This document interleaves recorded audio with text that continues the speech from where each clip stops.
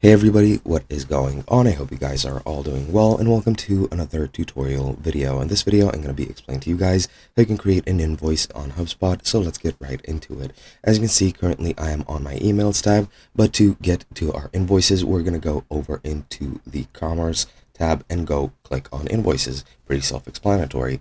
Once you do that, then you'll be on your draft or list of invoices, and as you can see, I already have one draft invoice because I didn't send it because I don't have anyone to send it to, nor do I have any items. So I'm just going to show you guys how to create a new one. Not fully, but you'll get the point. I do recommend it before you set up your invoices. You do need to set up your online payments for an easier sort of experience and easier process. You can also view the invoice reports if you already have some invoices. But to create a new one, just click on create, and you can create a one-time invoice or a recurring invoice. I'll create a one-time one, and once you're here, you'll get to this tab here. You need to select which contacts you want to add to the invoice, so you do need to have the contact of your customer or client within the contacts tab. Click on save, and they'll be added to this.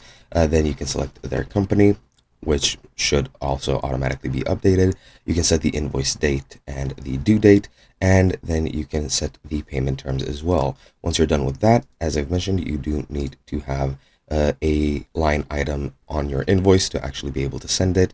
But once you're done with that, you can afterwards add a discount fee or tax if you need to. And once you're done with that, you can just click create in the top right, and that should be it. Now, since I don't have any items, I'll just click save and click exit. And as you'll see, the new draft has appeared over here, and that's all you need to do. Hope you guys enjoyed, and I'll be seeing you guys in another video.